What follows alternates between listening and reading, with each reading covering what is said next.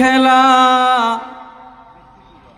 সকাল বেলার ধনী রে তুই ফকির সন্ধ্যা বেলা নদী পথে নৌকা চালাও ও মাঝি ভাই বেলা ডোবার আগে আমি ওপার যেতে চাই ডুবে গেলে বেলা রে আর উঠে না ভেঙে গেলে মেলা রে আর জমে না यहाँ हम सब मुसाफिर हो वही आखिर ठिकाना यहाँ हम सब मुसाफिर हो कब्र आखिर ठिकाना कोई आगे रवाना है कोई पीछे रवाना अल्हम्दुलिल्लाह জয়নবাগ দারুল উলুম তালিম ও সুন্নাহ মাদ্রাসার উদ্যোগে আয়োজিত দ্বিতীয় বার্ষিক বিশাল ওয়াজ ও দোয়ার মাহফিলের সম্মানিত প্রধান অতিথি এবং বিশেষ অতিথি বৃন্দ উলামায়ে কেরাম, মঞ্চে উপস্থিত এবং সামনে উপবিষ্ট আল্লাহ পাকের আশিকিন জাকিরিন মুসলমান ভাইয়েরা,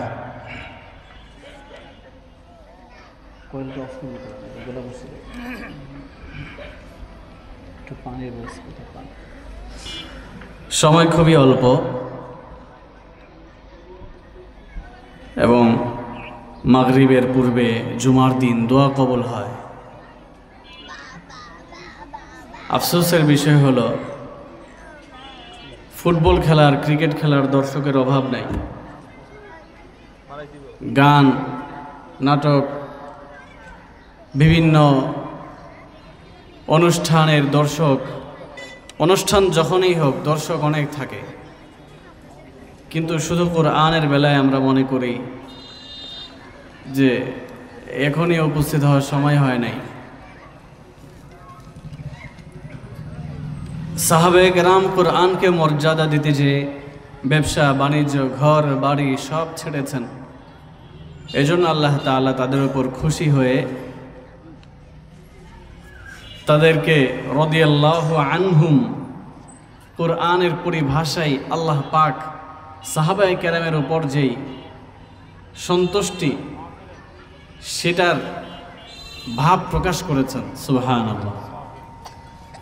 তো আমি কোরআনুল কারীম সূরা নূহের কয়েকটি আয়াতে কারিমা তেলাওয়াত করেছি, যেখানে আল্লাহ তাআলা আমাদেরকে ইস্তিগফারের উপরে অটল অবিচল কিংবা বারবার ইস্তিগফার পড়তে বলছেন।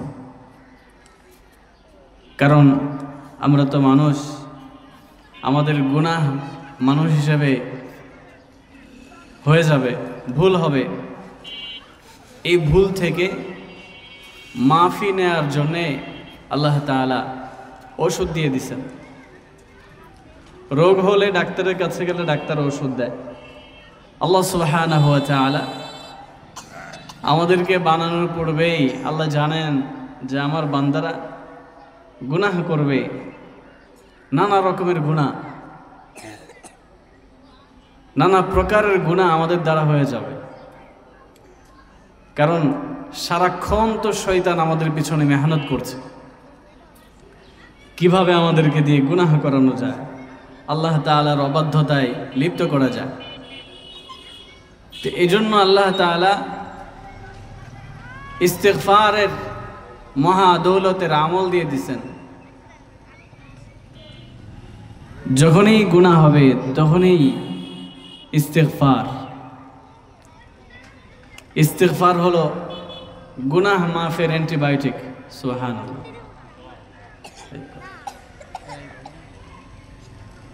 গুনাহ হলো আবর্জনা, ময়লা। ইস্তিগফার হলো সার্ফ এক্সেল অথবা ব্লিচিং পাউডার। এরকম পাউডার, কাপড় ধোয়ার পাউডার যেরকম কাপড়ের সব ময়লা পরিষ্কার সাফ করে দেয়, ঠিক তেমনিভাবে আল্লাহ তাআলা আমাদেরকে ইস্তিগফার দিয়েছেন। ইস্তিগফার যদি কোনো বান্দা করে তো আল্লাহ তাআলা তার দিলের সমস্ত ময়লা আবর্জনা পরিষ্কার করে দেন। সুবহানাল্লাহ। ইস্তিগফারের এত দাম বাবাজি,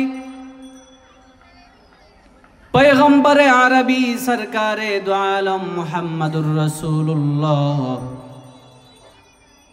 বুখারীর riwayate ঘটনা আসছে, আল্লাহর নবী সরকার সাহাবায়ে কেরামকে ঘটনা শুনিয়েছেন যে আল্লাহ তাআলার কাছে ইস্তিগফারের এত দাম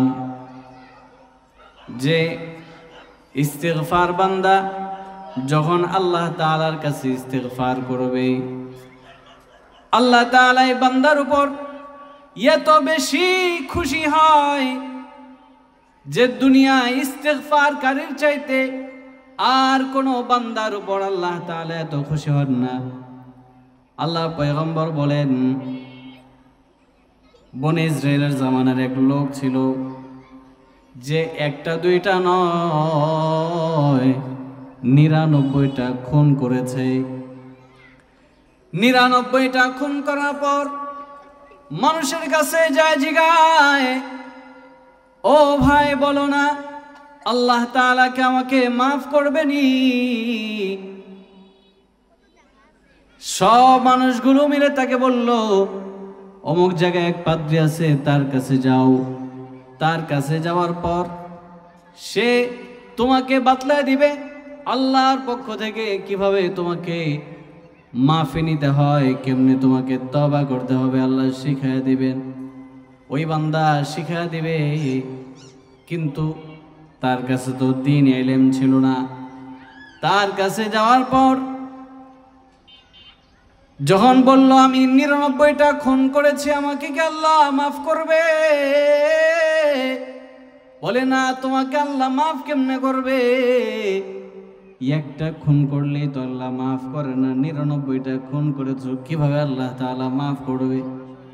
না না না, মাফ পাওয়ার কোনো সুযোগ নাই। বলল, আল্লাহ যদি আমাকে মাফ নাই করে তোমাকে আমার রেখে লাভ কি? তোমাকেও দুনিয়ার জমিন থেকে বিদায় করে দিলাম। এই কথা বলে সাথে সাথে তাকেও মেরে ফেলেছে দুনিয়ার জমিন থেকে, এটাও শেষ। এখন হলো 100টা, 99 ছিল আগে, এবার 100টা কমপ্লিট হয়েছে। এরপরে মানুষের কাছে আবার গেল, না তোমরা আমায় কোথায় পাঠালে? আমি তো কোনো রকম সলিউশন পাই নাই। দেখো না আর কেউ আসেনি যার কাছে গেলে আমি মাফ পাবো, আল্লাহ তাআলার নৈকট্য হাসিল করতে পারবো। কয় যাও, অমুক জায়গায় একজন আলেম আছে, তার কাছে যাও। আলেমের কাছে যাওয়ার পর আলেম ভাইকে জিজ্ঞাসা করে, ও আলেম ভাই, আমাকে কি আল্লাহ মাফ করবে? আমি তো 100টা খুন করেছি। কই 100 খুন করেছো তুমি, এটা যেমন সত্য, আমার আল্লাহর দয়া এর চাইতে অনেক বেশি, এটাও সত্য। তুমি যদি গুনার দিক থেকে আকবার হও, আল্লাহ তাআলা ক্ষমার দিক থেকে আকবার। আল্লাহু আকবার। আল্লাহ তাআলা গফুরুর রহিম, আল্লাহ তাআলা তাওয়াবুর রহিম। আল্লাহ তাআলা বান্দা গুনাহ করতে পছন্দ করে, আল্লাহ তাআলা বান্দাকে মাফ করতে পছন্দ করেন। এবার বলছে, তোমাকে আল্লাহ তাআলা অবশ্যই মাফ করবে, তবে তোমাকে একটা কাজ করা লাগবে। কয় কি করা লাগবে? কয় তুমি অমুক এলাকায় একটা জামাত আছে, যেই জামাতের মানুষগুলো তওবা ইস্তিগফারে লিপ্ত আছে, তাদের কাছে যাও। তাদের কাছে যাওয়ার পর তুমি তাদের সঙ্গে জিকির করবা, তওবা করবা, ইস্তিগফার পড়বা, তাদের জামাতের সঙ্গে শামিল হয়ে যাবা। তাহলে আল্লাহ তাআলা তোমাকে মাফ করে দিবেন আশা করা যায়। খবরদার খবরদার, তুমি তোমার বাড়ির দিকে ফিরে যাবা না, তোমার বাড়ির দিকে ফিরে যাবা না। ও রওনা করেছে, ওই জামাতের সঙ্গে শামিল হবে। যেতে যেতে দৌড়ে দৌড়ে যেতে যেতে রাস্তার মধ্যেই মালাকুল মাউত আজরাইল হাজির হয়ে গেছে। আজরাইল এসে তার জান কবজ করে নিয়ে গেল। এবার তার লাশটাকে জান্নাতের ফেরেশতারাও টানে জান্নাতের দিকে, জাহান্নামের ফেরেশতারাও টানে জাহান্নামের দিকে। জান্নাতের ফেরেশতারা জান্নাতে নিতে চায়, জাহান্নামের ফেরেশতারা জাহান্নামে নিতে চায় বলে তর্ক বিতর্ক শুরু করছে। জান্নাতীরা বলে, হ্যাঁ জানি জানি, অনেক পাপ করেছে, অনেক গুনাহ করছে, কিন্তু তোমরা কি দেখো নাই মওতের আগে তো সে তওবা করার জন্য আলেমদের কাছে যাইতেছিল, তওবাকারী জামাতের সাথে শামিল হওয়ার জন্য রওনা হয়েছিল, কিন্তু সে পৌঁছাইতে পারে নাই। এজন্য এটা তওবার শামিলের অন্তর্ভুক্ত হবে। কেউ যদি মাদ্রাসায় ভর্তি হয়, কারো সন্তান যদি মাদ্রাসায় ভর্তি হয়, মাদ্রাসায় ভর্তি হওয়ার পর হাফেজ কোরআন হওয়ার আগে যদি ইন্তেকাল করে, হয় না অনেক সময় নুরানি বিভাগে থাকতে বাচ্চাটা মারা যায়, হায়াত মওতের মালিক তো আল্লাহ। হাফেজে কোরআন হওয়ার আগে দুনিয়ার জমিন থেকে বিদায় হয়ে যায়। ওই সকল আব্বা আম্মার জন্য উলামায়ে কেরাম এবং সরকারে দো আলম বলে গেছেন, যদি মাদ্রাসার বারান্দায় যায় আর হাফেজ হওয়ার আগে, আলেম হওয়ার আগে ইন্তেকাল হয়ে যায়, তাহলে আল্লাহ তাআলা তার আব্বা আম্মাকে পূর্ণাঙ্গ হাফেজে কোরআনের আব্বা আম্মা হিসেবে তুলবেন। সুবহানাল্লাহ। আমার ভাই, আমার আপন বড় ভাই, রমাদান মাসে 27শে রমজান, আরো প্রায় 15-16 বছর আগের ঘটনা। আমার আম্মা তেলাওয়াত করতেছেন, কোরআন কারীমের খতম হয়ে যাবে, তেলাওয়াত করছেন, আর আমার ভাইটা হিফজ নেবে, আমপারা তেলাওয়াত শুরু করেছিল। কিন্তু আল্লাহ তাআলা তাকে ওই রমজান মাসে সাহারি খেয়ে আমরা সবাই ঘুমিয়ে গেছি, ঘুম থেকে উঠা দেখি ছাদের মধ্যে তার লাশটা পড়ে আছে। আকস্মিকভাবে আল্লাহ তাআলা ডাক দিয়ে আমার ভাইকে নিয়ে গেছেন। পেরেশান আমার মা হাই হুতাশ করতেছেন, আরে আমার সন্তানকে তো হাফেজ বানানোর বড় ইচ্ছা ছিল। আমার বাবা কাঁদতেছেন, আমার সন্তানকে তো হাফেজ বানানোর বড় শখ ছিল। আমার বাবাও বিগত 5 বছর আগে দুনিয়ার জমিন থেকে বিদায় হয়েছে, তবে বিদায়ের আগে একটা স্বপ্ন দেখছেন। স্বপ্নটা এরকম ছিল, আমার ভাই ইন্তেকালের কিছুদিন পর সে স্বপ্ন দেখাইতেছে, আব্বা টেনশন করবেন না, আমার ভাইয়ের মাথায় পাগড়ি ছিল, গায়ে সুন্দর জুব্বা ছিল, গালের মধ্যে দাড়ি উঠে গেছে। আব্বা জিজ্ঞাসা করলো, বাজান তোমার কি খবর? আলহামদুলিল্লাহ অনেক ভালো আছি, এবং আমি পয়গম্বর ইব্রাহিম আলাইহিস সালাতু ওয়াস সালামের কাছে হিফজ কমপ্লিট করেছি। সুবহানাল্লাহ। আমি পয়গম্বর খলিলুল্লাহর কাছে আলেম হইতেছি। খলিলুল্লাহ যিনি সপ্ত আকাশে আছেন, ওইখানে বসে বসে পয়গম্বর খলিলুল্লাহ যে ছোট ছোট শিশুগুলা দুনিয়ার জমিন থেকে বিদায় হয়ে যায়, তাদেরকে তিনি দ্বীনি শিক্ষায় শিক্ষিত করেন। সুবহানাল্লাহ। এজন্য আব্বা আম্মাদেরকে বলবো, সন্তানকে দিনদার হাফেজ আলেম বানানোর নিয়ত করেন। আল্লাহ যদি নিয়েও যায়, তবে আল্লাহ তাআলা এই নিয়তের বরকতে মাফ করে দিবেন। হাদিস শরীফে তো আসছে, ইন্নামাল আমালু বিন্নিয়াত।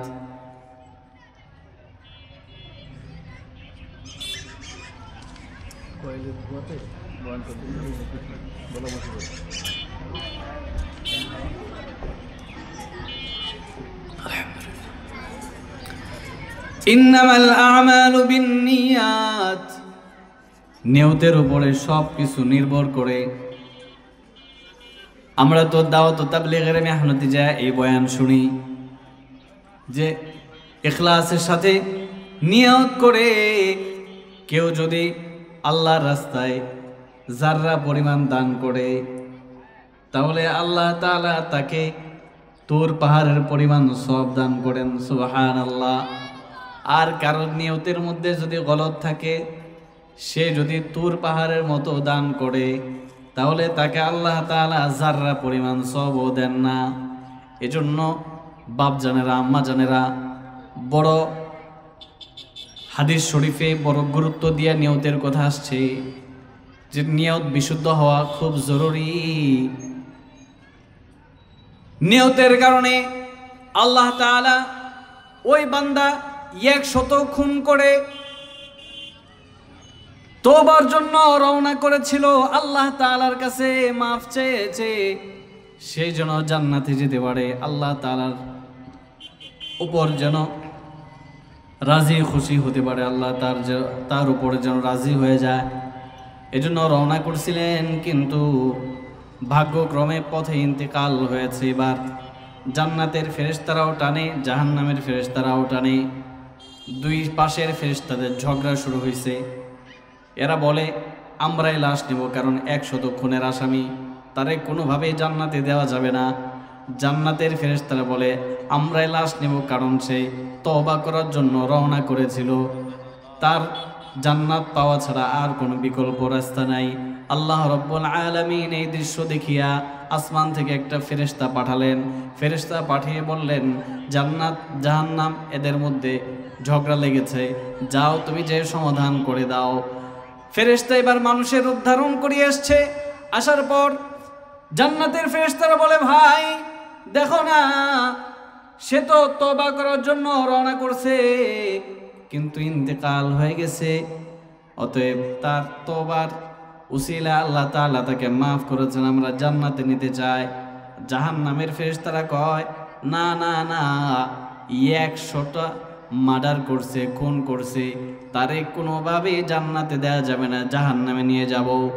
এবার বলল, যাও মাপ দাও রাস্তা, যদি জান্নাতের দিকে তওবা যেই দিকে করবে ওই দিকের রাস্তা যদি কম হয়, তার বাড়ির রাস্তা যদি দূরে হয়, তাহলে সে জান্নাতে চলে যাবে।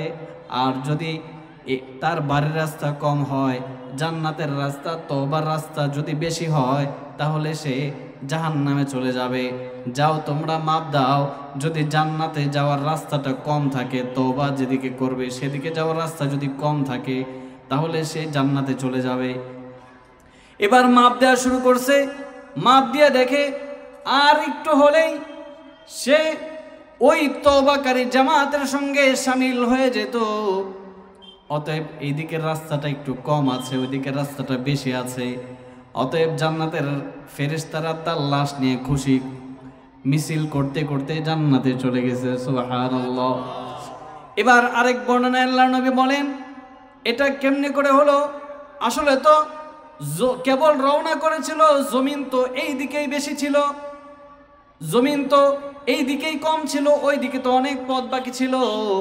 কিন্তু আল্লাহ তাআলা জমিনকে অর্ডার করছে, আমার বান্দা তওবা করার জন্য আমার দিকে রওনা করছে, অতএব সাবধান, আমার বান্দার এই দিকের রাস্তা কম হয়ে যাও।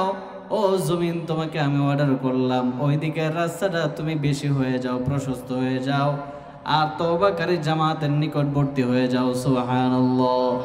আল্লাহ তাআলার দিকে খাস নিয়তে তওবা করলে আল্লাহ তাআলা বান্দার তওবাকে এইভাবে কবুল করে নেন।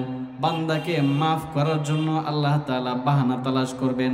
ওয়াবতাগু ইলাইহিল ওয়াসিলা। আল্লাহ রাব্বুল আলামিন বান্দাকে কিভাবে ক্ষমা করবেন সে উসিলা তালাশ করবে। জমিনের উপরে আমরা যারা হাঁটতেছি, একটু তাকাইয়া দেখেন, দুইটা কবরস্থান আমাদের স্টেজের পিছনে, দুইটা কবরস্থান। আমাদের মতো কত বাড়িওয়ালা গাড়িওয়ালা মাটির ঘরের মধ্যে 3.5 হাত মাটির ঘরে শুয়ে আছে। আমাদের মতো খাটে ঘুমানো, কম্বলের নিচে ঘুমানো মানুষগুলো আজ মাটির নিচে ঘুমায় আছে। আমরা এখানে বসে আমেরিকার খবর নেই, আমরা এখানে বসে ইউরোপের খবর নেই, আমরা এখানে বসে লক্ষ লক্ষ কিলোমিটার দূরের খবর নেই, কিন্তু আমার ঘরের পাশে কবরস্থান, এইখানে আমার ভাই, আমার বাবা, আমার দাদা, আমার কত আত্মীয় স্বজন শুয়ে আছে, কিন্তু আফসোস আমরা কোনোদিন তাদের খবর জানবো না।